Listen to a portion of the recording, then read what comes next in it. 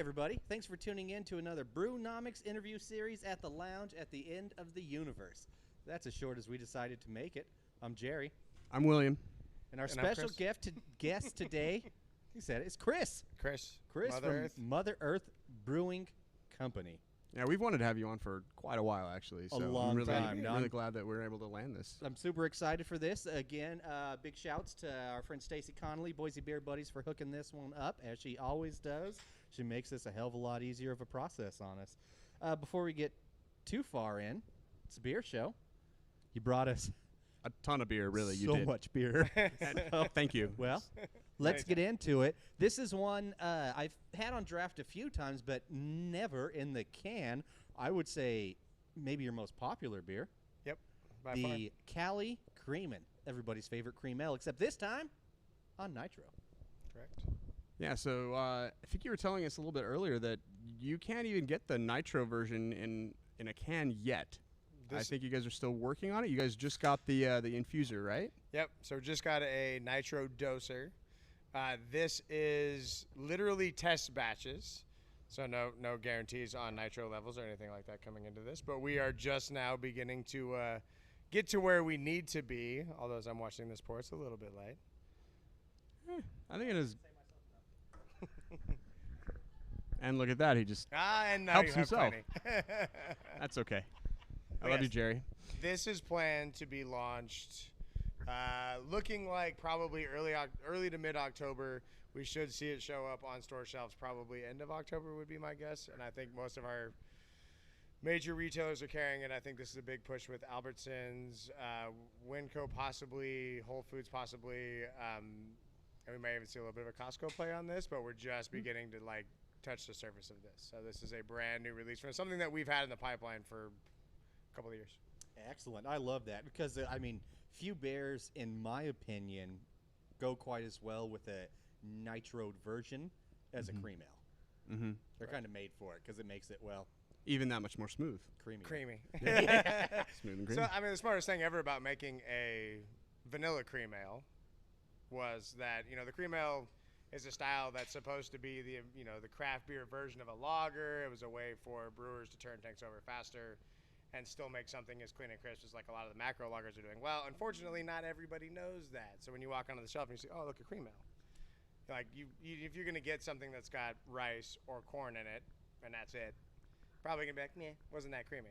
Mm-hmm. So Dan was smart enough to add vanilla to this product, and that kind of turned the tide a little bit on that. It is kind of creamy now. And now we go another step further with the nitro aspect. There we go. Because I see a lot of cream ales mislabeled. You said lagers. I also see them labeled as blonde ales a lot, too. Yeah.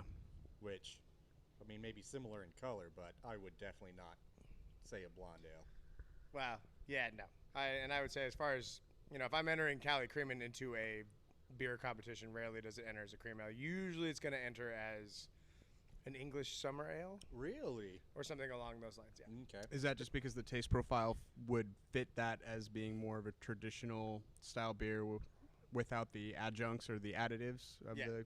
Correct. Okay. So, for this is actually a little bit too dark to be a cream ale. It's also got a little bit too much residual sweetness to be a cream ale. If you guys ever tried Born Blonde, or its predecessor, which was, it's what followed it, which was Call Me Ginger. That is actually far more towards a cream ale in the sense that it is 2-row rice. We had a little bit of wheat in it, but there was no, it's a lot more like a macro lager or something like that as far as the malt profile goes. Interesting. So Cali may not be the best representation of a BJCP cream ale, but at the same time, it definitely fits the cream ale nomenclature a little bit better. Sometimes I see the BJCP requirements for certain types of beer, and I'm like, who came up with that? That is not what the consumer, even an avid beer drinker, matches up with. But somebody decided, so whatever. Yeah. That's pretty much it. I would agree. To be honest, I thought you were going to ask me, who are these people and who make up these things? I honestly don't know. It's a wizard in the sky. Sky wizards. Somebody has to keep us stylistically correct so that we can enter competitions against each other. Yeah. Ever heard of the Beer Sky Wizard, Will? No, I've never heard of the Beer Sky Wizard. I can taste the difference, and it does make a difference. I still like the original, but yeah, right next to it we got the OG. Oh, is that Still the really Brewnomics? good. Yeah, yeah. So while you're taking that sip, I'm gonna ask And you it does our first actually question. froth it up, and actually you really get to taste that cream profile a lot more. Mm-hmm. So on Nitro Draft, one of the things that most people really liked about it is that, the softer mouthfeel really, lower carbonation level really rounds the beer out a little bit more. Substantially softer mouthfeel. Like you wouldn't think that much of a difference, but I think like you could blind test the difference between these two. And it's actually funny because I have done this with some of our administrative side where we'll drop them and I get a lot of questions like, is this the same beer? Like, is this darker? Does this taste a little bit different to you? And I'm like, no, it's literally the exact same batch. They do look the exact same. They are exactly the same. Mm-hmm. Trust me, I'm not going out of my way to make a The different nitro beer version. for the nitro You're version. right. Yeah, I don't know why you would. Oh, You know what we should do? Let's make it harder. There we go. The harder mouthfeel. isn't that always what upper management wants from you, or at least the critics, right? Always make it a little harder on A you. little bit harder. Yeah. All right, well, tell us a little bit about yourself, Chris. Where'd you come from? What's your background? How'd you get involved with Mother Earth? What exactly do you do for them? So it just depends on how far back you want to go. I actually graduated from Cal Poly San Luis Obispo with a degree in biochemistry. Was going to be a pharmaceutical nerd. Sure. And I got to do that for the better part of about a year and a half and decided that no one would go with me to the bar after work and have a beer, so I just figured I was probably in the wrong industry. There you go. And actually, and at kind of a point in the middle, I got to work for Justin Vineyards in Paso Robles as a lab intern. Went there. It was a really cool job. I wanted to work in the cellars. I did that for a while. Like, really fell in love with that. And then eventually moved on to try to, like, live this pharmaceutical life and didn't really like it. And honestly, walked into Stone Brewing Company on one day. They had 150 applicants standing in the line, which I got to stand in for 2.5 hours, to get an interview for 5 minutes. And it turned out of all those people that were there, I was the only one that ever had any practical experience. And I got an assistant brewer job. Damn. And that's how it started. That's pretty amazing. That's yeah, awesome. I did not. Yeah, I walked in. I'm like, what are these people standing in line for? And I was like, well, I'll just wait and see. Kind of got to the front. I was like, oh, shit. So it actually worked out really well. And then I got lucky enough that we had been drinking at Mother Earth since they opened. They opened literally probably 4 months before I joined Mother Earth or joined Stone. So it kind of worked out really well. They became kind of a local favorite, and we had a really good time going over there. And me and a bunch of my buddies were there all the time. If you work an overnight shift at Stone, the first bar in Vista that's open was Mother Earth at the time at about 11 a.m. So we'd stay up and then go down there and be the drunk people at the bar at 11 o'clock in the morning. Oh yeah, I've worked nights before to where I used to have a roommate. We both got off. I had a job to where I got off at like 5 in the morning. He got off at 6. So we literally sit on like the front porch watching cars drive by, starting their day, drinking a beer. Yep. At 6 a.m. just being like, judge us. I don't Yeah, fucking just care. making people uncomfortable. That's it. That's pretty much it. I mean, God, most people don't even think about that. But we got off at 5:30, and we go to the first bar that was open just to hang out, especially on like a Friday, which was our beginning of our weekend, and so it worked out really well. They posted a job for brewer, and I thought, hey, why not? I went and talked to them at the interview, and they said it had a chance for a head brewer job. Just had to kind of see how things went, and little did I know, Cali Creamin had already been generated, and they had just signed a distributorship with Stone Brewing Company, which is the company I was coming from. It was also one of the larger distributors in Southern California. And we made 3,500 barrels the year I joined. The second year I was there, we got over 10,000. The third year I was there, we got closer to 18. And by my fourth year, we were pushing 30 and just at this extremely insane growth rate. So small incremental growth. Is Yeah, what yeah. that's I had no idea what I was signing up for. And honestly, getting Cali Creamin out into the world and getting it into consumers' hands really just drove this like unprecedented growth that we saw down there. And it was also during the time when I joined Stone, there were probably 15 craft breweries in San Diego. When I moved out of Southern California, they had gone over 150. Oh, wow. So I mean, everything they just exploded. They exploded, and so that really, that it was really good timing on a bunch of different levels. I mean, your old tap house that was down there in San Diego, they had like, 6 on the same block, right? Yep. By the time we left, yeah. So originally when we signed up, we were the only game in town, and that was like just the tap room in Vista, and really helped them to kind of get the foothold into where it is now. Now downtown Vista is super nice. Cool. Well, that's got to be a nice transition into Mother Earth, because as of now, Mother Earth, a few years, technically the largest volume brewery last in couple Idaho, years. correct? Mm-hmm. Yep. You guys were pushing, I think, was it? You were estimated to be doing 20,000 barrels up here in Nampa last year. I don't know if you hit that or exceeded. Nah, I think we ended up landing last year at around like 13 to 14,000. Okay. We did not actually fully focus production on Idaho until about September of last year. Okay. And so that's really where we've seen the transition in volume, and we've really seen the Nampa Brewery go. I mean, for a long time, I mean, I'll be honest, like part of our goal was to run 2 production facilities. We realized about halfway through that plan that was probably a little bit more difficult, we bit off more than we were probably capable of, dealing with. And so September of last year, we finally officially shrunk Vista down to a point where it was still decent sized, but not anywhere. I mean, Vista had been producing anywhere from, let's say, 15 to 25,000 barrels a year off a 20-barrel system in a very, very small space. September of last year, we shrunk them down to under 10. And then Nampa's just been kind of riding the wave as it's grown. And so as we got into this, obviously we saw COVID hit. We thought things would slow down a lot. And there was a little bit of a dip, and then it took back off. And a lot of it's because, there's a big focus on our packaged product, it being available in grocery stores and everything like that. And so Vista no longer packages cans anymore. They do package draft, but they're draft only and mostly focused on recipe development and future plans. Awesome. Okay. So I guess the big question there is where are you guys at now? Like, what are you projected for 2020 then? I think, I could say pretty certainly that I think in 2020 we will get to about 32 to 34,000 barrels in Idaho alone. But part of that is we expected Vista to do more, and Nampa would have done a little bit less if that was the case. But because of COVID, Vista really kind of got shut down. The last thing you want to be in the COVID world is all draft, and Vista was all draft. So they pretty much they had 4 brewers and they went down to 1. And the 1 brewer has been mostly helping with, honestly, he did a bunch of sales gigs for a while. He was going to grocery stores and helping us bring Tierra Madre to the market. And then he was also now is getting more into some of the recipe development stuff and things like that. Okay. It was a few weeks ago. I ran into Will at the Albertsons down the road. And I was funny, getting by the way. some sausages, very Mexican flavored sausages, and I love to marinate my sausages in broth with beer. It's the only right way to make them. And I don't remember what I grabbed, but he was so mad that it wasn't the Tierra Madre. I was like, I just want 1 beer. That's all I need. He's like, but the Tierra Madre, it's so much better. It's local.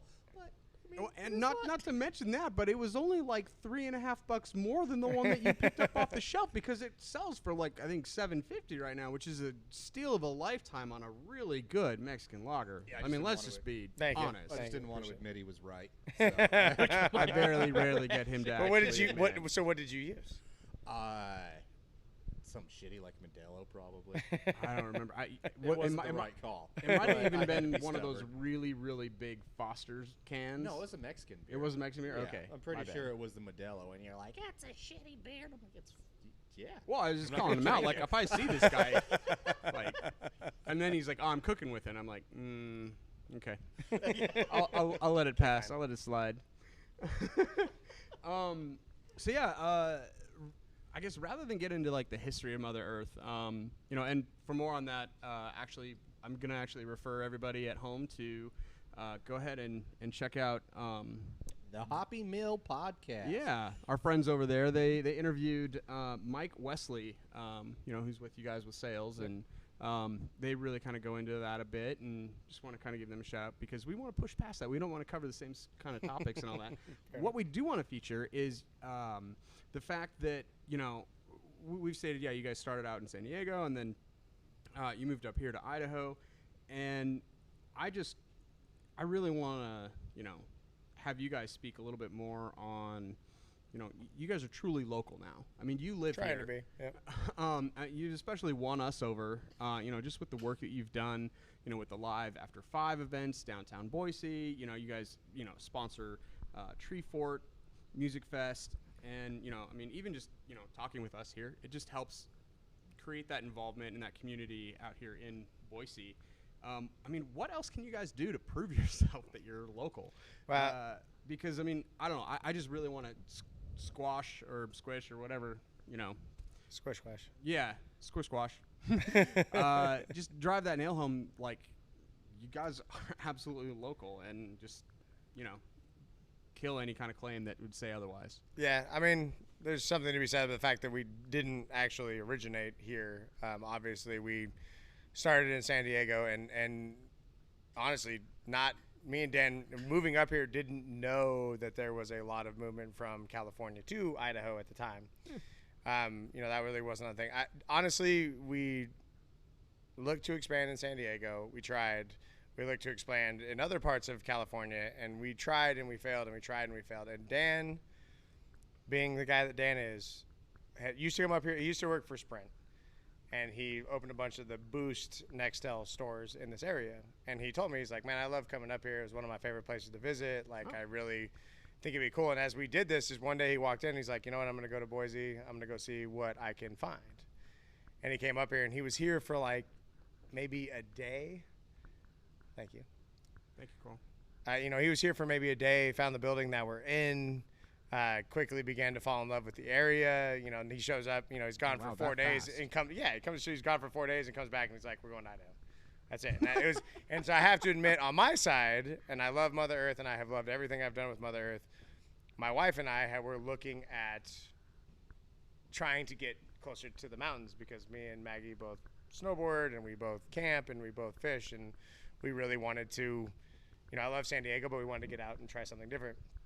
Anyway, it really was pretty funny. Well, it all culminated in Dan walking into my office one day and being like, how do you feel about Boise? And I'm like, I'm in. And he's like, do you need to talk to your wife? I'm like, nope. I'm in. We're done. And so How'd that conversation go? Yeah. Well, and it kind of worked out. So I mean, it obviously. Was, yeah, it was one of those things where like we moved up here because we liked the area. And honestly, like we kind of touched on this earlier, there are some laws here, alcohol laws and taxes, that don't necessarily make this the greatest state in the world to produce beer in the sense that they tax a little bit higher per gallon than other places do. And so, I mean, it really just shows that we were here because this is where we wanted to be. Everything else really worked out for us. I mean, we're very, very happy. And so Dan, Mike, and myself came up here with the company, and then we wanted to join the local scene. And obviously coming from California, that's a little bit tough. That's not necessarily where everybody wants to hear you're coming from, but 90% of the team, well, I guess I could say 50% of the team I have is from here.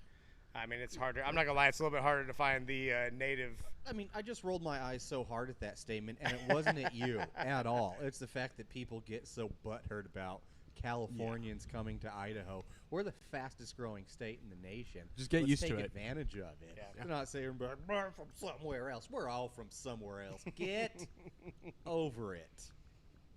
That's all I'll say on that one. Fair enough. Well, we are so happy to be here, and I mean, I guess I have to agree to that. I mean, and like I said earlier, like I can relate to being in my car driving and seeing all the California license plates on the freeway, and hey, get out of here. There are definitely times where I get cut off and see the plate. Of course, you're from California.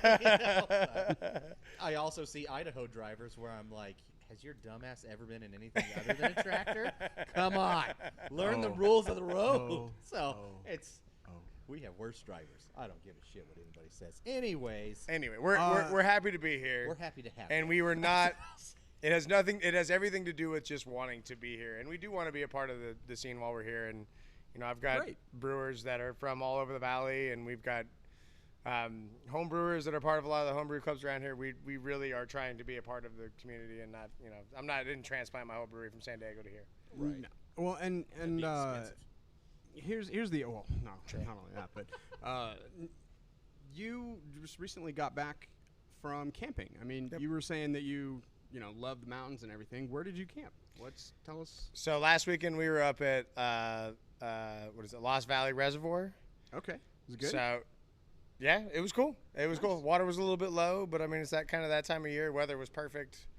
I mean, actually, it was really, really nice. It was nice to get out of town for a little while. Did you not quite out of cell phone reach, but did you get out of the elevation range where you get past the smoke a little bit, or? It was still pretty smoky. I mean, we drove through Cambridge, which is like literally the gateway to fire at this point from Idaho. They shut the 71 down, but it was I mean, it was a really nice trip. It was nice to get out of town. I mean, I'm doing that most weekends anymore.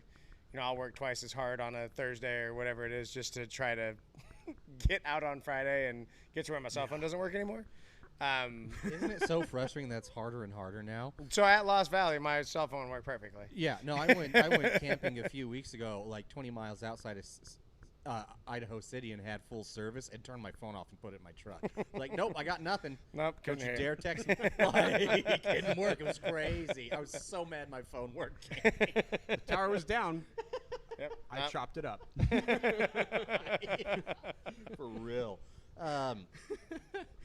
You mentioned that you guys had one brewer down over in San Diego now, and if memory serves me correctly, just from doing my research and everything earlier this morning, because that's when I do my homework. 6 hours before it's due. Yeah.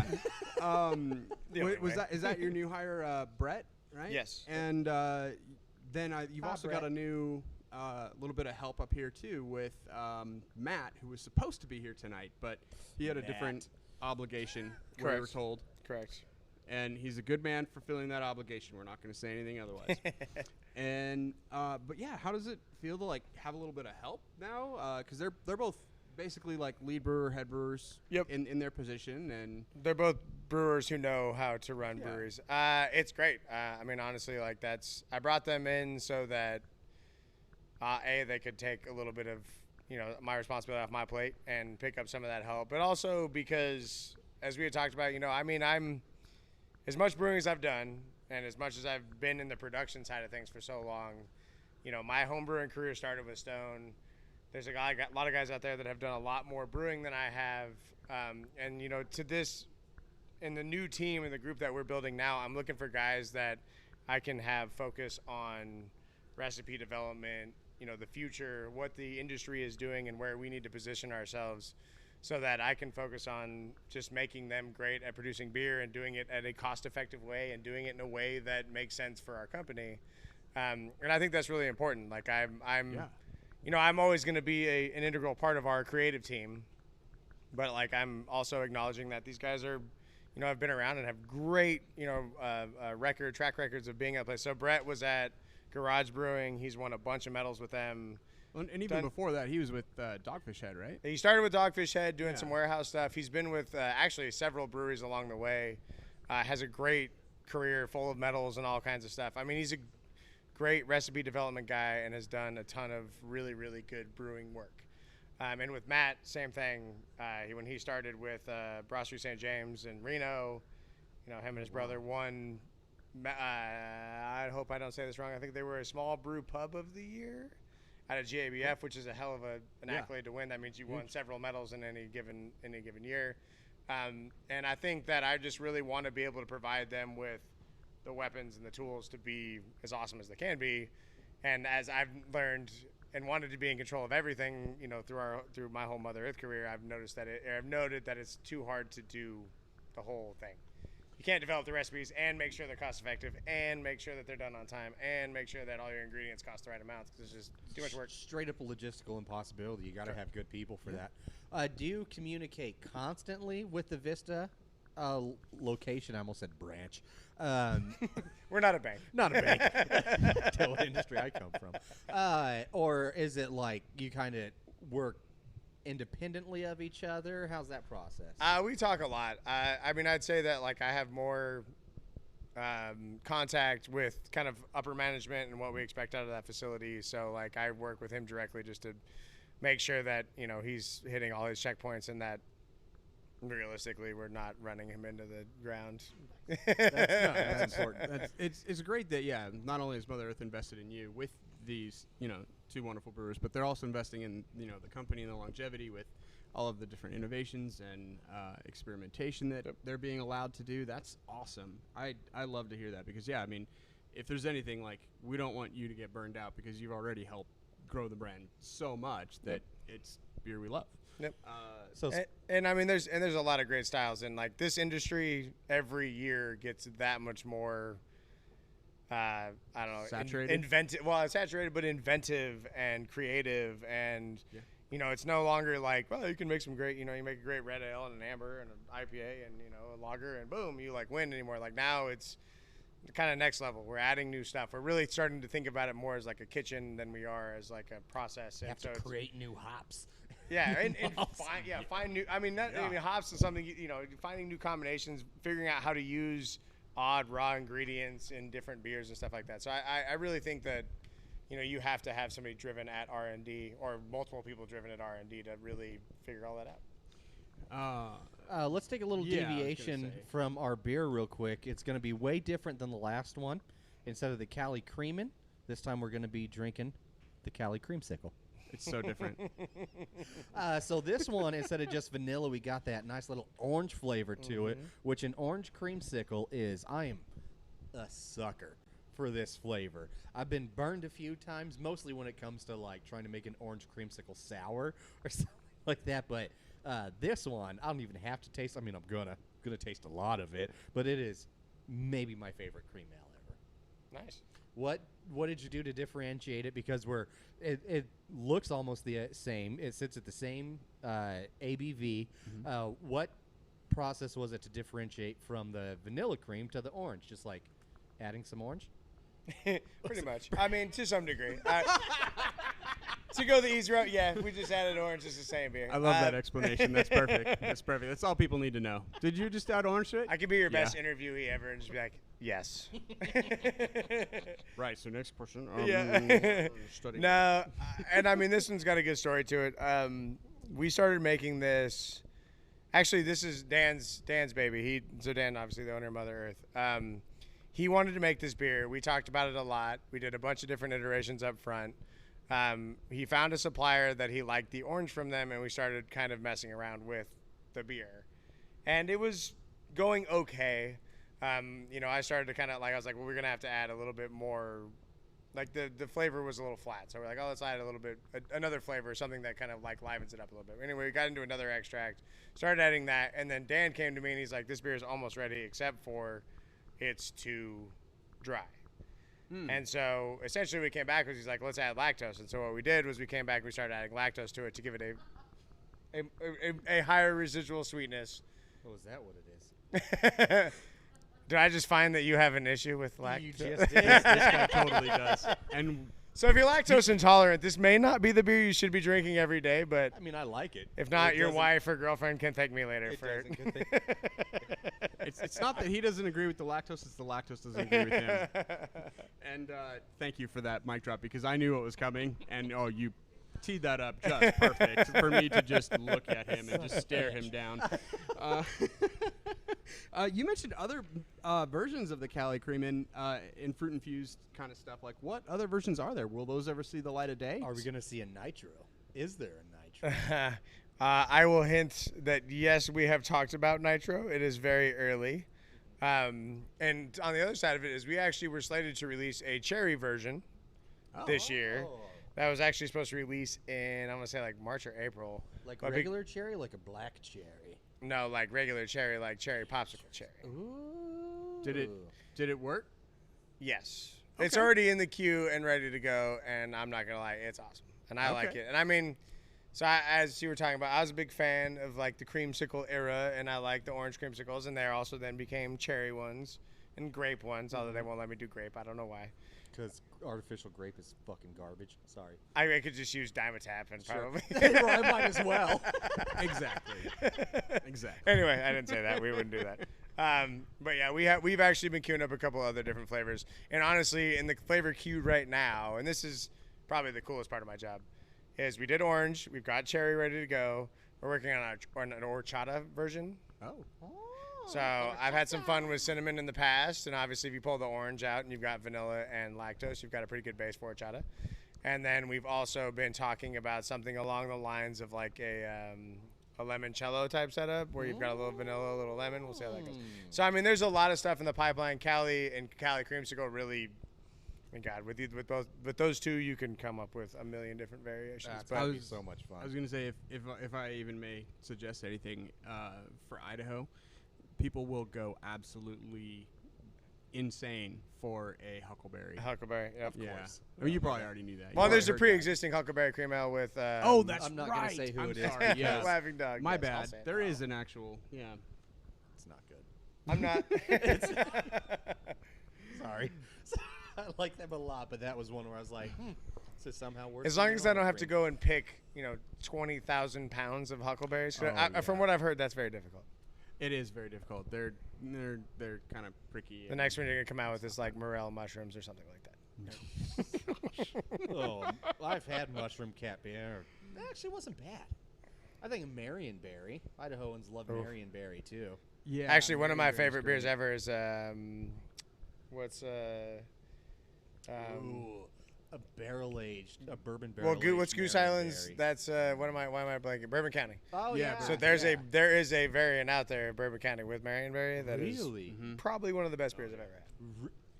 Well, I've got a new beer to go find. Good luck, because it's like a 20, almost like 14 or 15. Oh, dang, really? It's like an older version. Gotta I think find they somebody do that it, but cellared it's it well. Yeah. Still give it to me. and we had one at a Christmas party, and I was like, oh my god. So when it comes to, did we? Yeah, we talked about that. We'll cut that. I'm settling in. I'm settling in.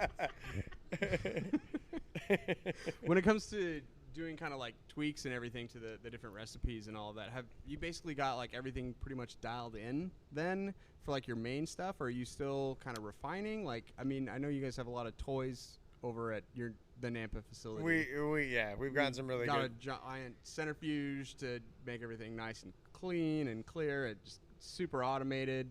Do you guys have a lab? Yes, You do? absolutely. We have a lab. Okay. And our lab manager, Otto, is awesome. He came over actually worked at Stone and then worked at Deschutes and then joined us. He's been an awesome add. Yeah, we are, with my lab background, we are extraordinarily lab forward. Do you wear a lab coat and goggles and I wear goggles, no lab coat. elbow length black rubber gloves? I try not to. Okay. Well, no, I'll save that I'm comment for another envisioning time. it. It's like the bearded Dexter's lab over Yeah. here. Yeah. All right. Oh, wait, Just have to start calling your assistant DD. Off the rails already. Cool. Well, I was gonna say, so yes, we have a lot of fun stuff. Everything is pretty much dialed in as far as the recipes go. We're always working to advance our science, our brewing science, understanding our product better, making it more consistent. I mean, we do a lot of work on the pH front, which is, a lot of brewers tell you to pay attention to pHs, and there's a few things you can do. I think we watch it a little closer than most. It's something that we want to control. Basically, we try to control every measurable aspect of our product as much as we can for, as much as we can afford at any given time. We just got a new laminar flow hood, which is allowing us to move into a better micro program. As we get in the micro program, we'll be able to propagate our own yeast. In which case, we'll be able to cut a lot of our costs by bringing our own yeast up in-house and then getting it into our product, which for a brewery our size, I feel like we're making strides that, large breweries, the Sierra Nevadas and the, New Belgiums and the really, really big guys have spent a lot of money to get into. And I feel like because of our, Otto, our lab managers, like his ability and what he's already learned, and then also our ingenuity and just creativity and how to do things, we've really are getting it closer faster than a lot of guys do, which is kind of fun. That's awesome. What kind of yeast are you guys getting to? Are you doing any kind of like Belgian yeast or? Nah, not yet. I wish we could do more Belgian styles. Right now, everything is focused. We use BSI 7, which is the same as White Labs 007, which is our dry English yeast. Okay. That's kind of our house yeast. That's what made all three of these beers. And honestly, most of the stuff. And then for our hazy stuff, we're using an Imperial strain. And then now we got the lager strain, which is a Mexican lager strain. So we're expanding. For many years, it was like the cost. It costs a lot to bring yeast into a brewery, like a lot. Yeah. We were looking at like for a 20-barrel batch, like $1,000 a pitch. And so you're starting to talk about adding a lot of cost into your product. So we've really gotten to where, we're trying to cut some of that out and also be able to control it better. I mean, sometimes you don't always get the great. No matter how good these labs are, sometimes things don't go as well as you would hope, and you get a couple of. In a production brewery that's running full out a day or 2 days is a lot. Yeah. So if things don't go quite as you expect, it can throw a wrench in the system. Two things I didn't expect when we started this interview series about 6 months ago. How many people in the local beer scene are named Dan? How many times I'd hear the word yeast? Yeast. It's an important part. It's a very important part. I mean, the things you learn. And I have this because I'm pretty curious that because it was a beer I liked and I didn't realize it was back into rotation. We bringing back the Hop Diggity Double IPA. Did you drag it up or what? Nah, so Hop Diggity is actually going to return. That was a great fucking joke. Sorry. Like the 4 people that got it. Boys to men. Of course. It's coming back. Let's say nice. I actually, yeah, it's coming back. It's right. So it's out right now, or it was out right now. It just ended this transition to Kismet. We're looking. That'll be back in 2021. That's probably a full-time double IPA. Oh wait, it Okay. transitioned into Kismet? No, Kismet is leaving. Speaking of which, that's the beer that we have in front of us. So we should probably have. So I that guess right now. I should be clear here. So we used to have a Resonator series. And the Resonator series was a new beer every month, and that was Hop Diggity, Kismet, Say When, and Power of Love. Oh, I love the Say When. So Say When and Power of Love are now gone. Damn. This year we had extra cans of Hop Diggity and Kismet, so we burned all the cans of Hop Diggity. Then we moved to Kismet, and then now Hop Diggity is going to come back full time next year. The Say When would have been a perfect opportunity to use Huckleberry in a beer. There you go. If you don't get I'll that be. reference, I'll be. too bad. But the Kismet, I also like this one. Well, mostly because it's a good old-fashioned classic Northwest IPA. Except That's his you get favorite. a little bit. It's totally my favorite. Except you get a little bit of fruitiness with this one, which I also enjoy. So tasting notes: dank pine, ripe mangoes, island papaya. Also a great word to say. Papaya. Papaya. Coming in at 7.3%. Now we're going to start having some fun, huh? I was going to say.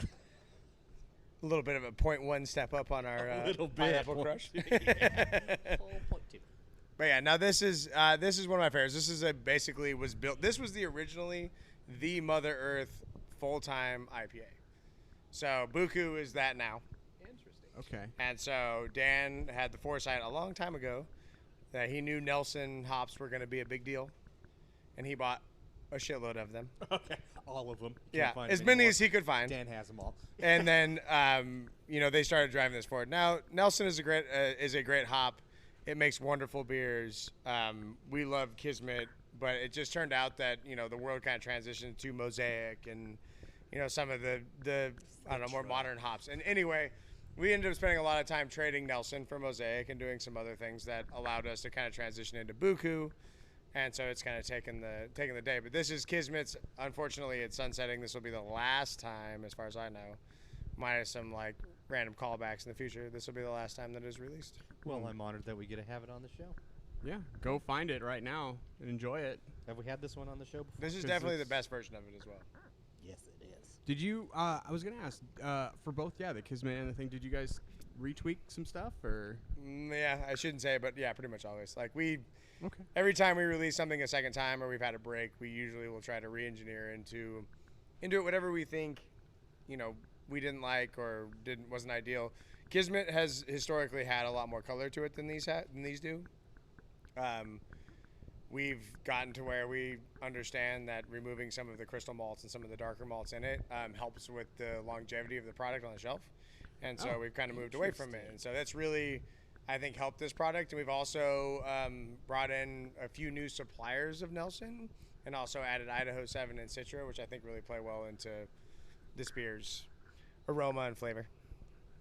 Well, that's cool. Yeah, that's exactly what I was hoping to learn, honestly, because I mean, you guys kind of tweaking the hops, but still developing and searching for that same flavor, but trying to find the way to make it more efficient, have that longevity for travel and distribution. I mean, because you guys distribute worldwide now, almost, right? Yeah, I mean, you're not even national. You're worldwide. You've got stuff in other countries. We are hitting some other countries. So yes, these beers have to go through a little bit more of a gauntlet to get to where they're going. And that makes sense, especially with you bringing up the crystal malt not lasting as long. And I just read an article a little bit earlier about the awesome expansion that you guys are doing, and you're at 18 states? Is that right? Sounds right. Sounds right. And 6 countries? Something like that. Something like that. That's impressive. It's 'cause I know becoming hard to keep track of. We got Australia, South Korea, so a couple South American countries. Panama. We've done some stuff in Brazil. I don't know what our long-term outlook looks like there. Okay. But you have a pretty cool claim to fame for South Korea. Yeah. So a couple years ago, we were the #1 IPA in South Korea. I don't know by who and how that was all judged, but yes, it's still a wonderful. Still, either way, that's a pretty cool little like notch there. Agreed. To say. Agreed. I don't know what the South Korean standard is for IPAs. And I can't but remember now who we ranked know it, but it's Buku. That's still it might have badass, been. man. It might have been our distributor, but at the same time, Hey, we were really either happy way, about it. either way, they could have named something else. I'm sure it wasn't the only IPA they distributed. So I think I heard that, and I just thought that was super cool. So Agreed. congrats. Yeah. Thank you. Tell us about your Four Seasons series, because we gonna that's go to something that? we've had. What? So are we going to go to that next? Or Well, step we it up a gotta notch? we gotta fit in the we gotta fit in the buku here Do real we? quick, Nice. and Oh, we'll we talk can about that. wait. But No, I no, just no, sorry. Go saw ahead. that. I just love the Four Seasons series because I've had a handful of them. We've had some on the podcast. They're Yeah. very creative and wildly different from like one to the next. It's not like, You just have we're going to change a hop and go from, fall to summer. So it's like, no, it's a everything. I mean, there's stick. been like a chocolate mint one Uh-huh. to That was delicious. the cranberry graham cracker Yep. one to and I'm sorry I don't remember exactly which Oh, that's season okay. it falls on, but The challenges have been awesome and have been growing. I think the funnest one that I've had so far was autumn last year, which was the cranberry graham cracker, because that was like Dan came to me and we were talking about, we're like, what do we want to do with this one? Where are we gonna go? And he brought those two up, and I was like, fair enough. This will be a really, really fun challenge. But I mean, that's part of like the brewing process. It allows us to come up with new ideas, and I mean, like that's really where they start. Like, what do we want this to taste like? This, and then you kind of begin to start developing your flavors around it.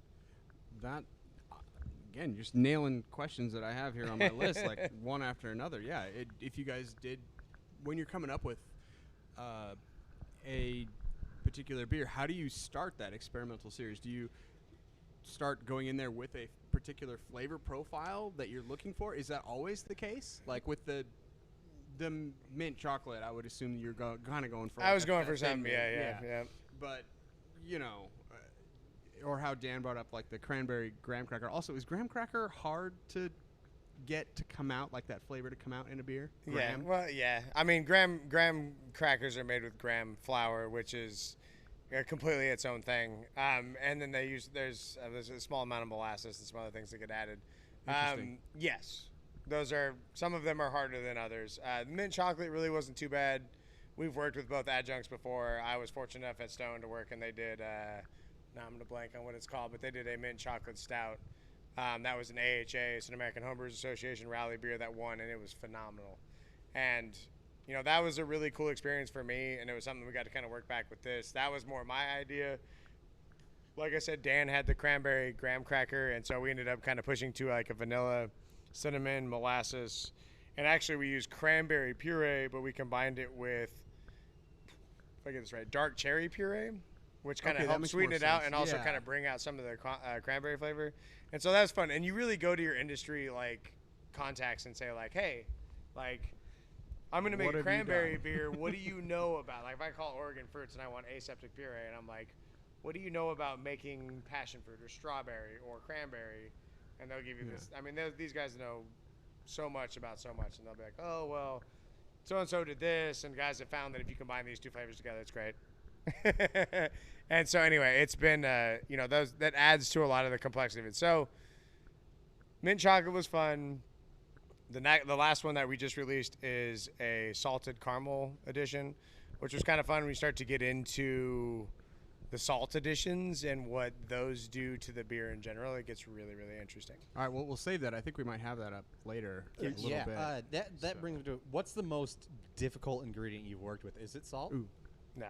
No, salt wasn't too bad. 'Cause that seems like it'd be a challenge. But yeah, I mean, we all know what salt does. Honestly, it's probably chocolate.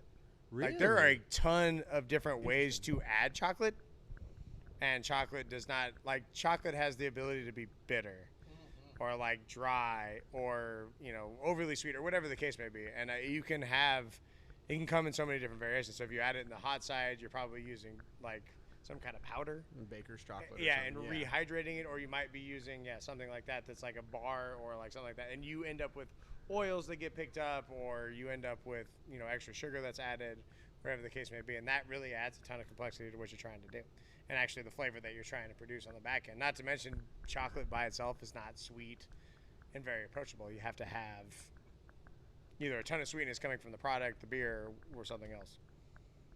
Whiskey barrels. Yes. Yes. Whiskey barrels are always good. Yes. That's one of my favorite ingredients. It's whiskey? Or whiskey barrels? And whiskey barrels, both. Have we talked about the Buku yet? We have not brought up the Buku. We waited for you, sir. Oh, aren't you sweet?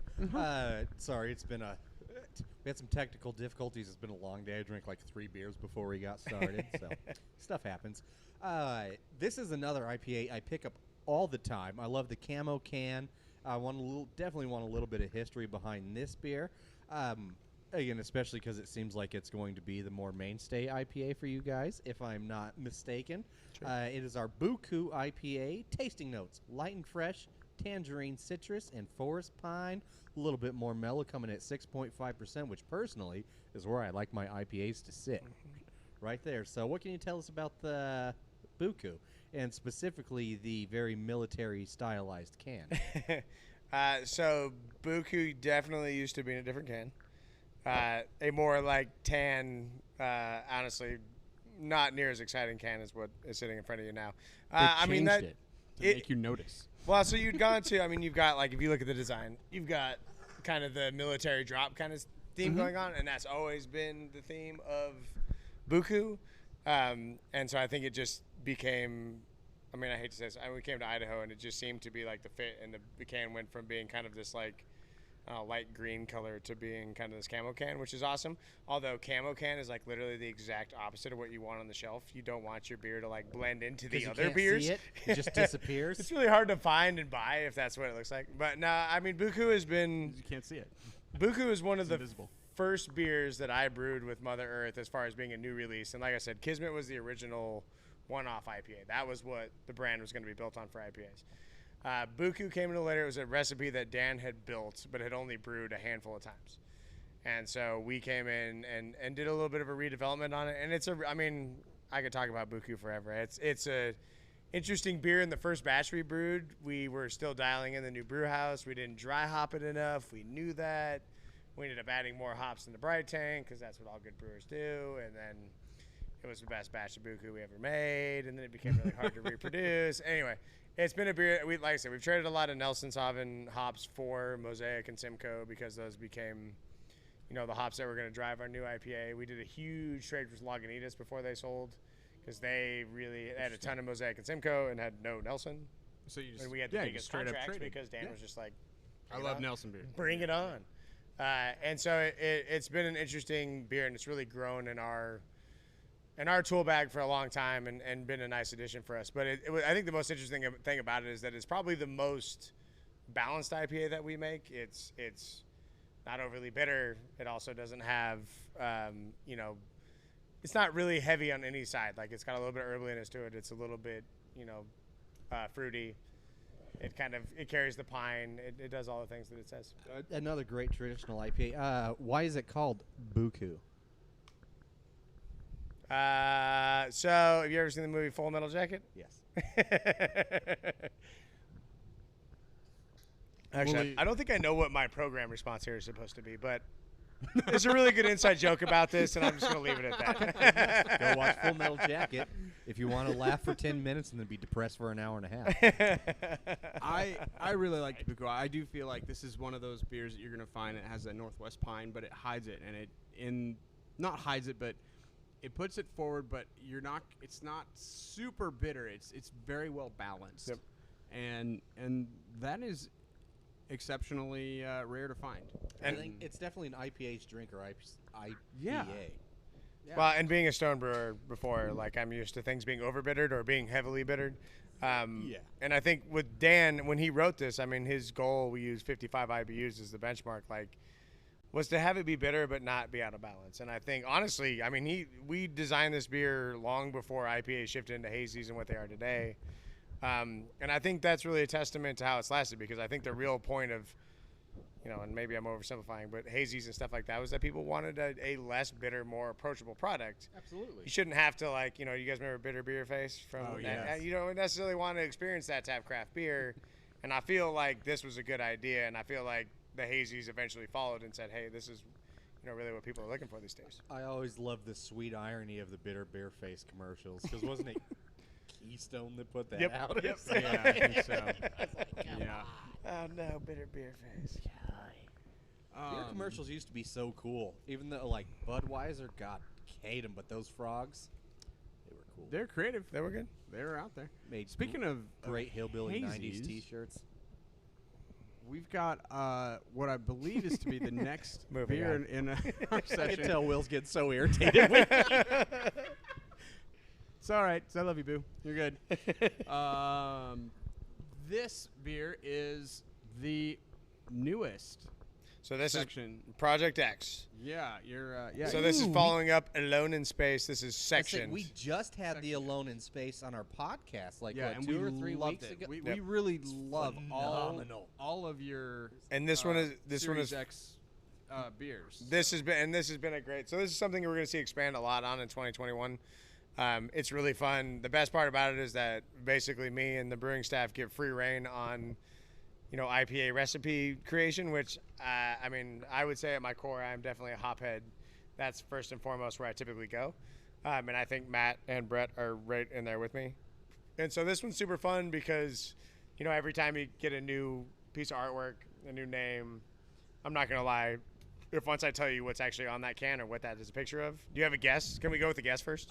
My guess would be a fire. It looks straight up like a up-close campfire. What if I told you it was part of an animal? Really? An aardvark. Is this an eyeball? An aardvark. Eyeball's a good guess. Aardvark was not a good It guess. It was a reasonable guess. You're being nice. You're being so nice. Well, Chris. Well, I'm on his show. No, I. Not my show. You're on his I'm show. sorry. He knows he Oh knows how God, to where am I play going the with this? No, I'm glad you brought up the artwork, because I was going to say the previous one, the space one. What was it called? Alone in Alone in Space. Space, yeah. Lost in Space is what we all tend to dub it as. The label was exceptionally badass. This label is exceptionally badass. Looks like our photography by Chantel Defilis. I'm gonna leave. I don't know. Sure. We're Sorry, gonna go with Chantel. that. So this is a picture of a crab. A crab. So what she specializes in is A crab. pictures of microscopy. So everything is through a Yeah. microscope. And sectioned is a how they cut things and like slice things for like looking at it Sure. under a microscope.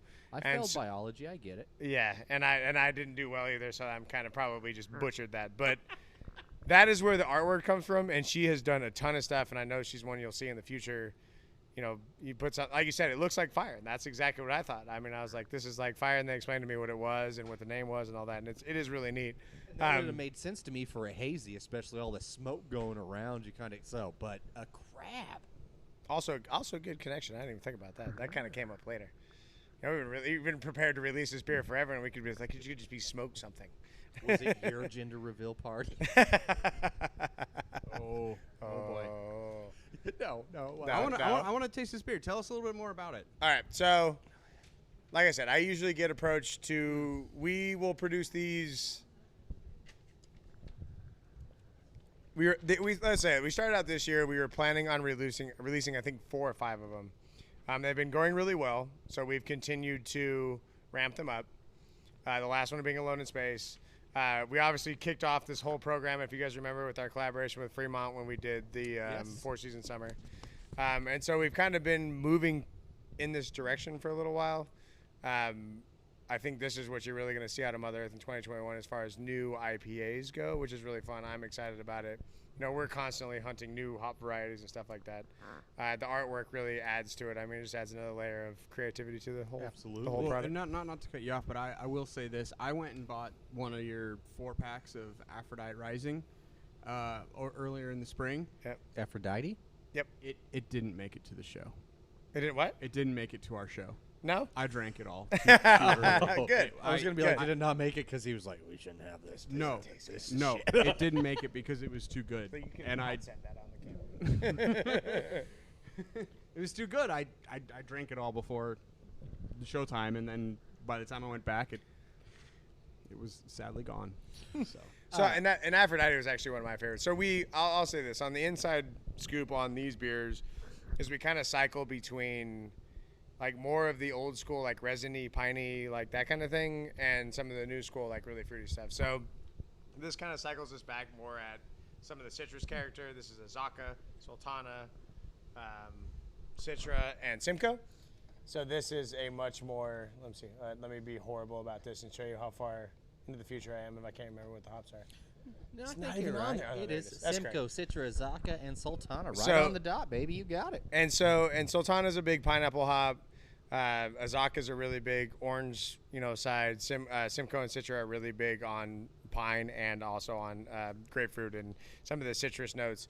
And so, like I said, we kind of move in and out of kind of the old school IPA and the new school IPA, both in a hazy form. We mess with new processes, and to be perfectly honest with you, we do all kinds of random stuff to dry hop these beers and just try to really irritate my financial side and shove as much expensive hops into this product as we possibly can with as little effect as possible. I mean, if it tasted like a lager, I would actually have hit on it. Now, it is a great beer, and we've been having a lot of fun with these. And like I said, the next one is, I don't even know if I'm supposed to say, it's gonna be Cosmic Pyrokinesis. You said it right. All right, we are. You piqued our interest. Okay. So new and completely new label, which I have seen and is absolutely awesome. And that is going to be a Belma Amarillo Mosaic El Dorado beer, which is going to be totally the opposite direction of what this is. And I like this because I know we were talking a little bit before the show of my disdain for hazies. And I'm just enough beers deep to where I'm like, is this going to be the first time I poo on a beer on the show? It's not. It's really good. I was gonna say, I love this beer. This is great. It's phenomenal. It's a really, like, it clearly looks like a hazy, but it does. It's not like danky or piney. Maybe just a little bit, smidgens yeah. of it, but not enough to turn away somebody that doesn't like IPAs.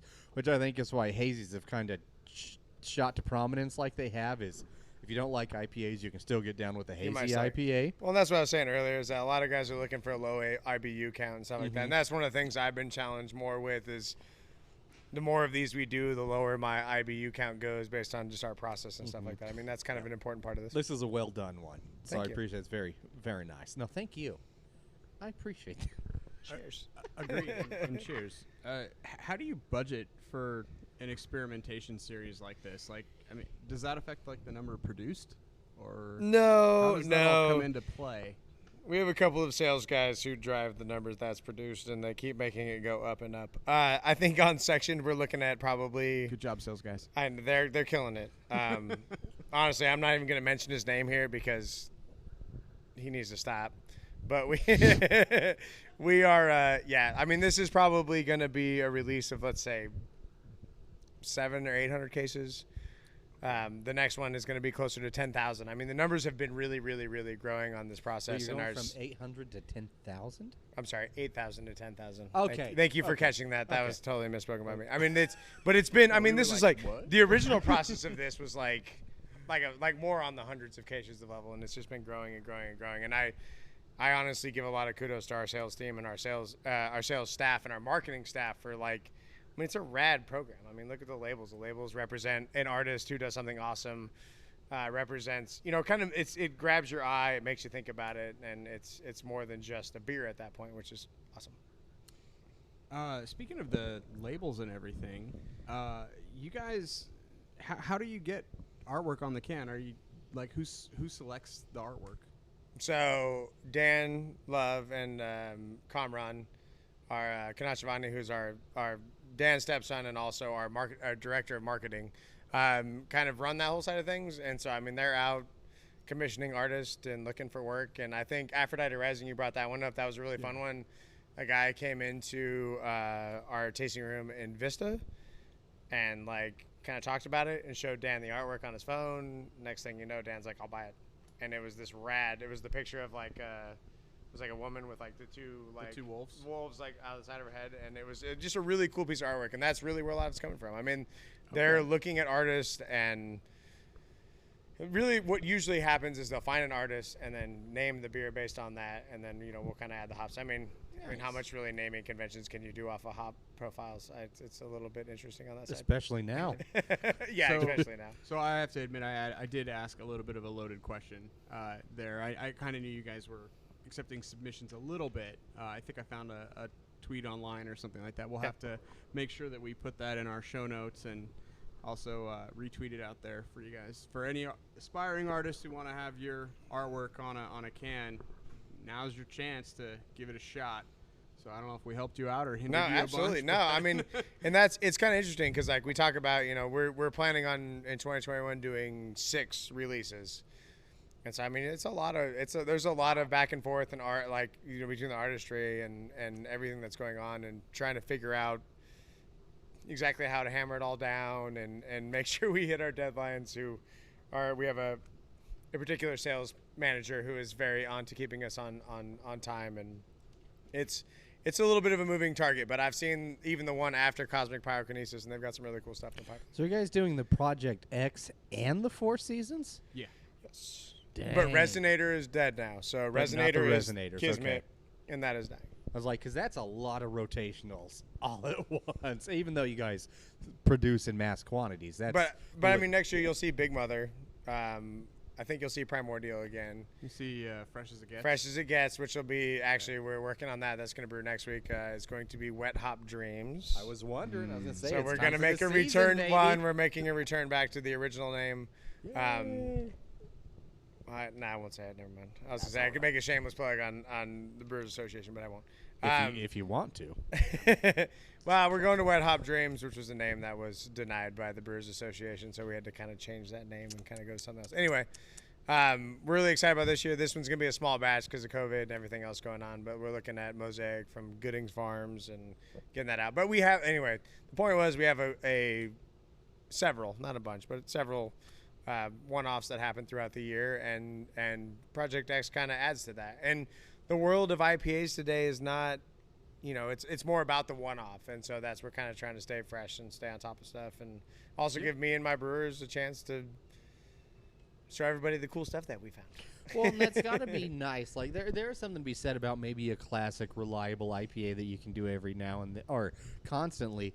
But to me, especially if you're somebody that's doing the same thing over and over, no matter what your field is, if you get to do a little thing to tweak it now and then to make it new, it kind of always keeps that excitement fresh, keeps that passion for the craft there. Totally.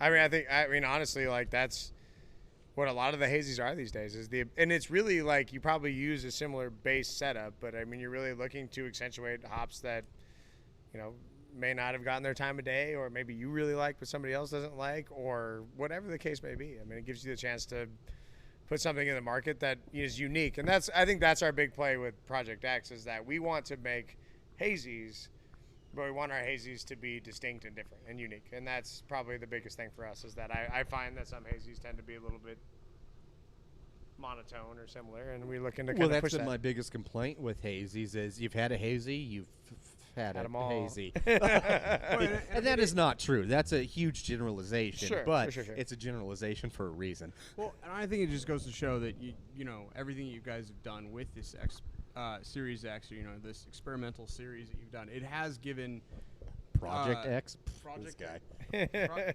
I swear it said Series X on their website. Okay, don't give me shit, man. I'm the one that does the research.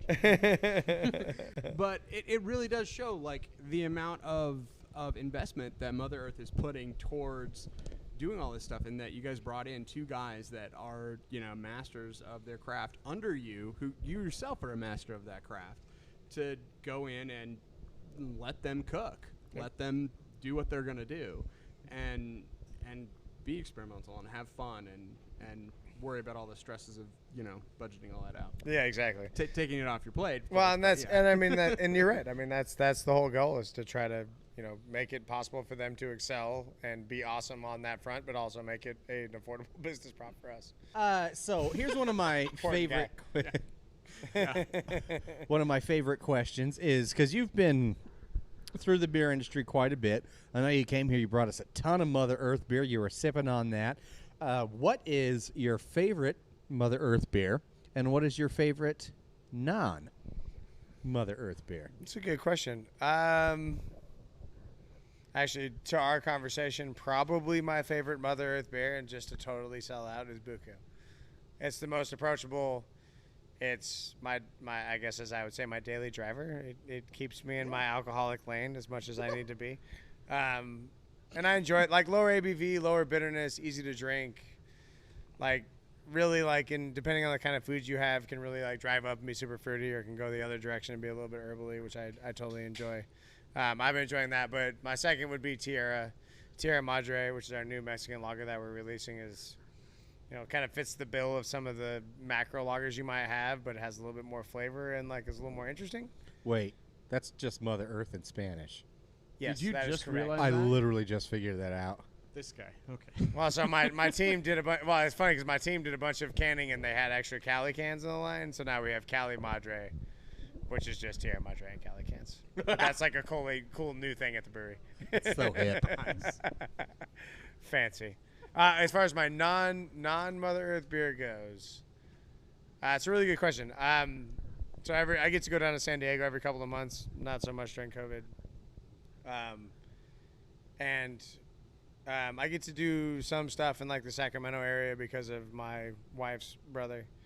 And I have a couple of ones that really, like, hit home for me. And so I like, when I go to San Diego, and this is totally off, like, the reservation, I have some great breweries that are not going to be, that I wouldn't bring up. But Devotion from Lost Abbey is their Belgian blonde. And I'm just going to say that beer, maybe it's just because it's at the hotel that I always have to go to, but it's fucking awesome.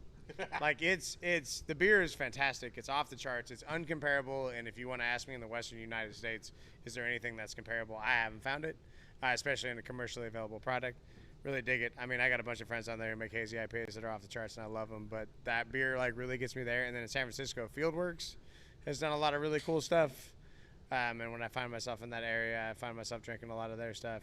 Them and Sudworks are just, like, really, really, really good. And, I mean, I can't just go style, like, across the board. They're really good. And here in the Valley, I mean, I like the stuff I get from a Revision. I live right next to Bear Island, so they've got some stuff that's really interesting, I think. I mean, Payette, when Matt was there, I thought he had some really good products that came out of there. Sockey's got some great stuff. I'm going to play my whole pander across the whole thing. Let me see how many other names I can think of. We're just going to let you go. I have to admit, I don't think there's anybody that wins in any specific style, and there's a lot of good examples out there. Great. No, I mean, that gives us a couple to look up at least. Lost Abbey, I think we've... If you haven't had any Lost Abbey beers, we've had, I think, one at least. I know that. On the show, I've had a fair amount personally, but I'll say the Red Poppies, the Duck Duck Gooses, like, if you really get into, like, their trading beers, are I want to say, mind-blowing. I know I've had a Duck Duck Goose before. And it's good. It is good. I played Duck Goose. So that, I mean, it's a local brewery that makes some great sour beers is Barbarian. Some of the stuff the barrel aged sours he's doing have been great. Yeah. Do you have a favorite type of beer and least favorite type of beer? Like, category-wise. You don't have to name. You want me to name somebody specific? No. Or Please don't name names. If we want to throw some shade, let's throw some shade. I'm down. No. But Favorite styles would definitely be in the IPA. If I could just make whatever I wanted, it would probably be all IPAs and, like, German style lagers. My least favorite, I'm not gonna say. I'll go out there. I'm not a huge fan of the kettle sour. I just don't like tart beers that much. Like, I can't really get off on, like, drinking a 6-pack of a tart beer. But that's just personal preference. That's just how I feel about it. I don't know if I trust the person that can drink a 6-pack of kettle sours. Or And there's some good kettle sours out there. Don't get me wrong. But Sure, absolutely. And there are some good regular sours out there, but I just don't feel like they're like a whole 6-pack worth. Just like, to me, what it does to, like, my stomach and my palate is just not worth it. That's it the bottom messes line. me up. Yeah. All sours mess me up, and so I actually have to agree. I don't know if that's a real thing. If somebody just goes and gets a 6-pack and that's their thing. Oh, there is. There's yeah. totally that. There is. There's a huge, like, section of our industry that is based around that. And like I said, I appreciate people who appreciate it. It's just not my cup of tea. Yeah. So real quick in the rumor mill, we heard that you guys are expanding a little bit in terms of, everybody kind of knows you're doing the, building from the ground up over in San Diego, but in Nampa, the Nampa tap room is closed currently. Are you guys Are you guys really building that out? Or are you building away from the No, brewery? we're Or do you building. just We're building into it. I didn't or- read your notes well enough. I should have known that this was coming. Sorry. No, it's good. I only say that because like every time we make a post, it'll be like, look, we have this cool new post coming out. That first post will be like, when's your tasting room opening? When you have it. It looks like We're not asking when it's open. we're shooting for October 1st for the Nampa tasting room to reopen. I wouldn't say we did anything super crazy, but we moved it from the location it was in back to a different corner of the brewery. The reason being, well, honestly, I was going to push to take that space because I need it for production, but also because like we kind of wanted people on the other side of the brewery. You still have a good view of things going on. It's a really neat tasting room. They put a cold box in. It's miles above where we were before. Okay. And I think we'll be able to better serve people in the new setup, but it's targeted for October 1st. I'm not gonna hold my. I'm not gonna say I'm not holding my breath. I'm not going to commit to anything because he's still working on it. I mean, it opens when it opens. Correct. Yeah. Do you guys still do your Friday beer tasting over there? I know that that's a thing. We haven't. The brewers have not been as good about it since then. And honestly, we've also been like we've gone into where we're like pretty much full time 2 shifts. So one of the shifts starts at 6, the second shift starts at 2. So like it's a little tough to rub it in the face of the second shift when you're like drinking beers at like 4 o'clock in the afternoon on Friday, and then they're in the beginning of their shift. So it hasn't been as much, but I mean it's something that we want to continue to do. And my brewers, it's really awesome when your brewers or like people that work for you can show you like, I really like this, and you kind of think about it. You can talk about how that relates to your products and everything that goes on. I mean, that's something that will hopefully continue, but like I said, is a little more frowned upon in the sense that those poor people that have to work until 10:30. Maybe now that it's off in a different location, maybe that'll make a difference. I don't know. Maybe. That's a tough world if you're working to 10:30. At least you're working. That's true. That's true. We have on deck here the Imperial Salted Caramel Oatmeal Stout. This is part of your 4-season. See, it was different than what we said earlier. It was. We quoted it as the Imperial Barrel Stout. Barrel-aged Imperials. Yeah, I can't even do You it right guys now. have salted caramel stout, but I forgot we had the oatmeal side of it. You had the right words, just in the wrong order. Yes. Yeah. Smelling this one, so this bad boy comes in at 11.2%. It smells like a German chocolate cake with a shot of fucking bourbon in it. Sorry, frickin' bourbon. There we are. It's coming out. This is your autumn Four Seasons release? Yep. Okay, It so smells- This just happened. This just happened. This just got packaged last week. Or as on the bottom of the can, and I love that you guys have the Genesis date, not the canned on date, the Genesis date. It's an Earth thing. The 3rd of September. So we're literally like barely a week and a half in Yeah. to this one. So this is still, especially for a stout, fresh AF, as the kids would say. Yeah, this is a fun one. This is one we talked about for a while as well. This is, you start getting into the mint chocolates and some of the other stuff we've done. This one seemed like a clear winner. The one thing I'll say about this particular release is that there's a decent amount of a barley wine blended into this, which kind of lended to the caramel aspect of the salted caramel stout. And I have to say that has something to do with kind of where we came from. Came up with the name, came up with the idea for it. Now, the salt side of it, we ran sea salt, and this is a really interesting thing that I learned in my travels. If you went, so we talked about using Himalayan. Mm-hmm. Himalayan is pink because it contains iron. Correct. Iron is what makes it pink. And sea salts definitely aren't only sodium chloride. They possess a bunch of other salts that go with them that kind of give it the briny character in a more balanced situation. Or you have sodium chloride, which is just salt. And so this is sea salt because I felt like it provided the best balance, and it's not Himalayan because I was worried about it becoming a metallic. And so it was kind of a simple discernation between how you deal with different salts, but kind of a cool aspect of this. But a very important dissertation. Like, wow. I'm glad I didn't use Himalayan. Like, if I hadn't read that, I could have put myself in a horrible situation. Can you just keep talking, describing this beer while I drink That's it? really important. Describing I haven't- so many different things. I in haven't it. tasted this beer yet, but it definitely smells like I'm going to be late to work tomorrow. You're going to be late to work tomorrow. Sorry. It has that ability. It's one of the things we built into it. You know, it's faster than most of the other beers, and it also will make you late to work. Is there coconut in this? No. That's the caramel, I think. Right? Is that what it is? Because I'm getting crazy and hard German chocolate vibes from this. And some of the vanilla notes that come out of the barrels and stuff like that. So, yeah, it's the caramel we used is, like I said, a little bit from the barley wine, and then also from a flavor that we use from a provider that I use quite a bit. That is freaking awesome. We try to do these. I try and don't hold the mint chocolate to my feet to the fire on the mint chocolate. Mint chocolate was minty. It was good though. It was good, but it was minty. This is like a lot more nuanced. We're not trying to like blow it out of the park with caramel. We wanted it to be kind of like more level. It's not sweet in that same way that the mint was sweet. There's really no coconut into this. No, it's all smooth. Where am I getting that from? I it's smell and I taste coconut. Dude, barrels and vanilla will definitely bring that out.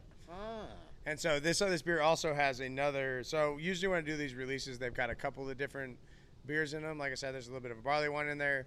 There's some of our old imperial stouts that we've had in barrels for a while that are in there. And then one of the new ones that I'm really excited about is we have a barrel-aged breakfast stout that is in the wings waiting to go. And this has a little bit of that in there. It has a really nice residual sweetness and a little bit of lactose, which I know you're excited about. Mm-hmm. Just a little bit. I'm excited about that. What makes a breakfast stout a breakfast stout? Yeah. Is it the type of like oats you use with it? Usually it's just oats, lactose, and coffee. Fair enough. Okay, that makes perfect sense. Yeah, so we'll end up bringing it out of the barrel, aging it on coffee, and then putting it in the bright tank and getting ready to package it. Right So on. usually you come out afterwards. And we've done that before. Let me get my years wrong. I think it's 16. I believe it was winter 16 was the same thing. And that's one of my favorite beers we've ever made. Interesting. Well, now I'm looking forward to it. Do you guys, with a breakfast stout, is there ever any kind of like hint of maple in there too? Or So I've done a maple beer before. Yes and no. I've never brewed with maple syrup. Maple syrup is extraordinarily expensive. I would love to brew with it. Especially good maple syrup. I'm not going to lie. I have a couple of maple contacts. I don't know if you guys have maple contacts, but I have a couple. I would just refer to. Are you talking like color for your eyes? Is that what you're, no, not those contacts. I would refer to our friend Dan from City Peanut Shop. Oh, he's got maple contacts? He's got maple contacts. He gets straight up legit Vermont maple syrup at his shop. All right, I might have to talk to him. That's that. If you need some good maple, Dan's the man to reach out to. I had a Told beer. you, Dan's in the beer industry, bro. They're everywhere. Dude, he's awesome. Absolutely awesome. It's funny because we had a beer release in Ohio, and I had a guy reach out to me that did some maple farmer, I guess. And so we've talked about it quite a bit and gone back and forth because, I mean, some guys will use, they'll drain the water out, has to come maple flavor. You can boil it down and add that. Or some guys will brew with just that. I mean, the stuff that goes on in, like, let's say Vermont during, like, that season is ridiculous with the maple. And I'm a big maple fan. So trust me, like, don't get me wrong, that's something I would do in a heartbeat if I could figure it out. $9 for a bottle of maple syrup for my pancakes. Happily, I'm like, get that Miss Butterworth shit out of here. Like, give me the good. I'm gonna spend that money on the syrup. But from a large scale, if you're trying to brew with that, spending $15 for a half a pound is pretty expensive. Oh, so you're gonna do a $22 4-pack? I feel like that's what it'd have to come down like to. A $38 4-pack, my friend. Anyways, we were going to play a game, but we're going to save that for bonus content. I have another question real quick, though. All right, it's one we've asked everybody I'm just that we – I know, we're over time, whatever. It's our show. Thank you. Thank you. My show. When did you get into craft beer? We always I love this question. See, when did you get into craft beer? Why? Was there a beer that you first tried that you were like, okay, I need to be in this industry? I always love kind of hearing those. What opened up your mind, your palate to the world of craft beer? I don't know if I'm on the only one on this train, but I definitely have that moment. So when I was in college, I had been working at Justin Vineyards for a while and was going to Firestone every night. You work at the winery, and wine's great, and I love wine, but you end up drinking at the brewery. And I really love that, and I loved their double barrel ale. And at the time, Union Jack was really hot. The beer that really kicked me over the edge was honestly Anderson Valley's is it Barney Flats, their oatmeal stout. And so I kind of started like you did. That's interesting. I like darker beers, and so that one kind of pushed me over the edge and started to kind of make me say like, huh, is this something that I really want to get into? Like I said, I totally denied my like, just ignore that thought and go back into what you were doing before. But that was one of those ones that really like brought me back, and I was like, you know what? Like I love this beer. I homebrewed a couple of times with some friends in college, and that was basically the reason we did it. And it's kind of the rest was history, man. Like I bounced around, but eventually ended up coming back to it just because like beers like that were kick-ass. And I loved Anderson Valley at the time. I mean, I still do. Actually, ironically, they have a beer that's very similar to Cali Creamin' in their Summer Solstice that they do. It's a little bit more caramely, but they make a vanilla beer that's along the same style guidelines. Cali Creamin's better, but theirs is still pretty good. Theirs is pretty good. And it's weird, but yeah, they're the ones that kind of drag me in. That's interesting that you're already starting to drink at Firestone Walker, but the one that opened your eyes was Anderson Valley. Well, and I'll say this. I love Firestone Walker. Don't get me wrong. Like, those beers are phenomenal, and he has continued to grow every year. And, I mean, as a production brewer who's trying to be that awesome on the international or on the big scale, like, I mean, they're the epitome of it. The only thing I'll say, if you're watching this, whomever you're referring to, the Firestone Walker under 100-calorie Union Jack or whatever we had on the show, I wanted to fight the person that brewed that beer. Fly Jack. You're right. It was garbage. Sorry. I don't know if I want to say this on the air, but I'm with you on that one. Beer shouldn't be under 100 calories. We don't drink beer for calorie You can't use content. hazy and under 100 calories in the same conversation. So I love something that's lost. I've always been a Firestone fan, and that Fly Jack was fly whack. Yeah. It was something that I didn't. Here's the crazy thing. Like I had like 2 6-packs of that Fly Jack before I brought it to him, and he pointed this one thing out in the taste profile of it, and then ever since then that's all I taste. Can't get past it. Yeah. Ruined it. It's a good beer. It's just you can't be that thin and. Well, and I'm obviously not gonna play the hazy category. Clearly, thin and beer doesn't go well together. I mean, well, you know what? I'll make Tierra Madre 100 calories, but like making a hazy IPA 100 calories is a lot. Yeah, a Cerveza you can get away with that. You know? But yeah, not a hazy. Not a hazy. Not any IPA. Let's be real. This isn't gonna get out of Idaho right now. I'm just kidding. We don't know. Hey, maybe all 13 listeners, easy now. That's when we're live. That was last week. This week is 12. Yeah. Kevin's on vacation. Oh, fucking Kevin. This beer's wonderful, man, and it is surprisingly drinkable. Such a good sipper. Going back Just to that for relax with it. over 11%.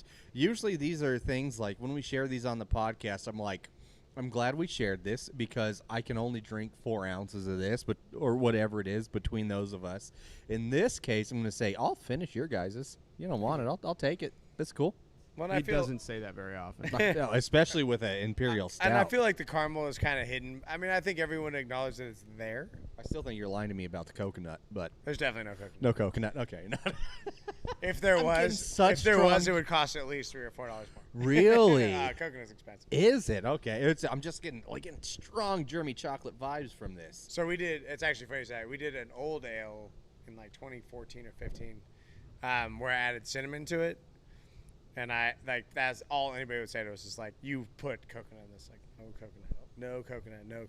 I had a guy that like brews with coconut exclusively. He's like, you totally put it in. I was like, It's weird because back to that lactose intolerance thing, I tried a lot of ice, non-dairy based ice creams, whether it be soy or cashew or coconut. Coconut I had to stay away from because no matter what the flavor was, you always taste coconut. Yep. So I think maybe I just convinced myself that, and now it's like that. It's like PTSD. No, what's that? Prophecy. There's a phrase or a word for it when culturally we think something is that isn't, and I'm losing that. All right, nobody. Self-fulfilling prophecy. No, they're not. Girls aren't. I feel like Stacy or Coral would know this, but they're not paying attention. It's So, okay. that phenomenon when you think something's true that's not. Like, we say, Luke, I am your father, when that's not what Darth Vader actually says. He's actually not his father. No, yeah, but I think he's. there's a fancy word for it. Misconception. I don't know. we're gonna move This on. is one of those things I'm gonna wake up at 3 in the morning, just snap texting everybody. It's this. We all, yes, Damn it. we all have that thought. But to move on, we're gonna give Stacey Connolly a real quick shout out again, just because she helped us put this interview together. Thank you. Do you want to again, come Stacey. say hi, Stacy? No, She's good. She's good, but she says hi. And with that, stick around for our potting gift, because we've got one extra thing for you guys to learn.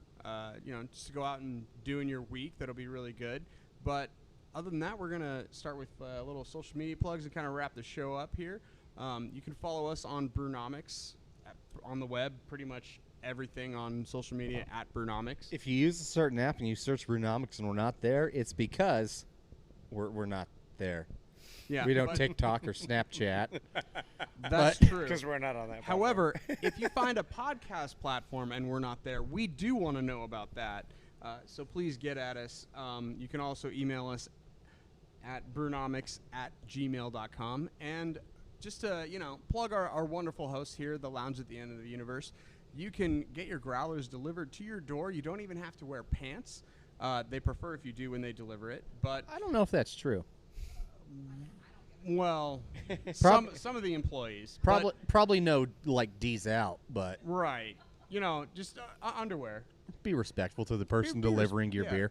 Anyways, to do that, all you have to do is go to loungeboise.com/shop, and if you use Brewnomics as a discount code.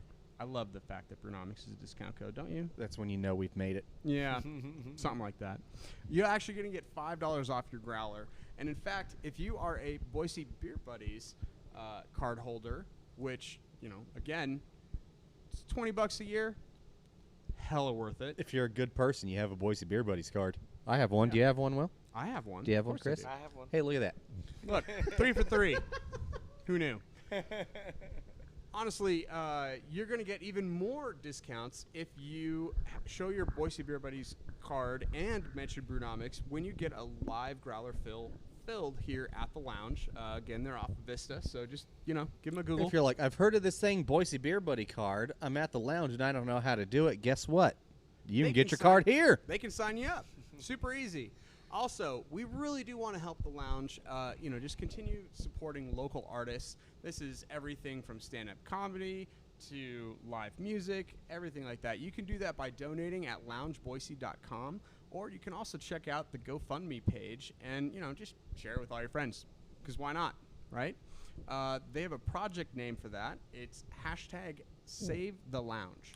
Yeah, I couldn't agree more. This is the place. It's really hard during COVID, one, to have a brewery when people can't come into your tap room, but also there are entertainers trying to make money. To your point, Will, stand-up comedians, musicians, people that want to have a cooking show, dumbasses with a podcast, whatever it may be. But there's a safe place for you to do it and get your stuff out there to practice your craft, to work on your craft.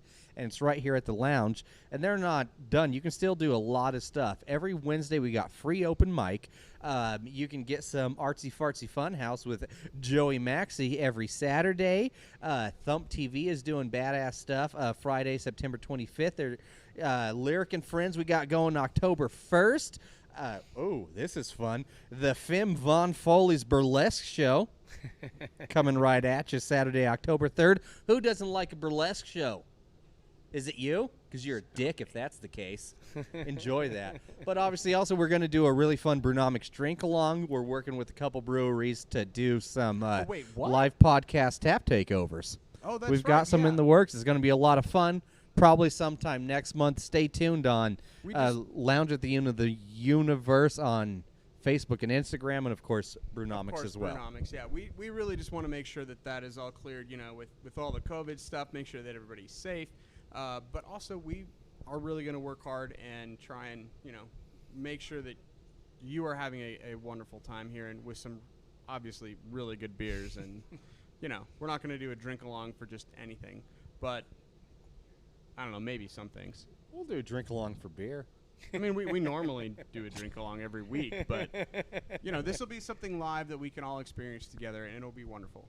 So stay tuned for Yeah. all of those news. But that again, news, we really and- need you guys to appreciate the lounge at the end of the universe. We couldn't do this interview series if it weren't for them. They give us a safe space, the brewers a safe space, the entertainers a safe space. The world needs entertainment right now. It's a great comfort. It's a great distraction, a way of entertain, whatever it may be. So again, go check out their GoFundMe page, hashtag Save the Lounge. Give them some of your money. We don't ask for money for us, although if you want to give it to us, we'll take it. But more importantly, give it to the lounge. Venues like this need to thrive right now, and when you have to close your doors because people can't come in regularly, that's a challenge. You need to save the culture in Boise. I mean, that's basically it. And the lounge is one of the key places that will continue to do that.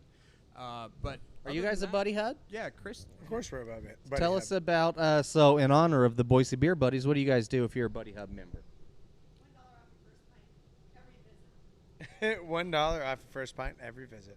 Nobody told him that. He just found it out I on just his own. found that on my own. You I knew just it. knew that. That You was knew it. already. That was just deposited in the back of my brain, and I just totally regurgitated that. That's when their brewery is their tap is There's open. an editing It's coming version of soon. this. somewhere. Somewhere. We don't edit. We like it raw, baby. Shimmy, shimmy, ya, shimmy, yay, shimmy, ya. Wine.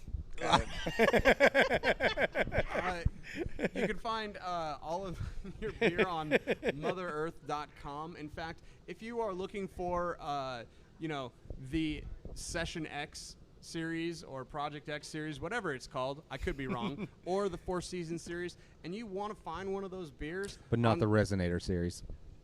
That's well, one of them as well. you could still search for that particular type of beer if you're looking for the Kismet or the Hop Diggity.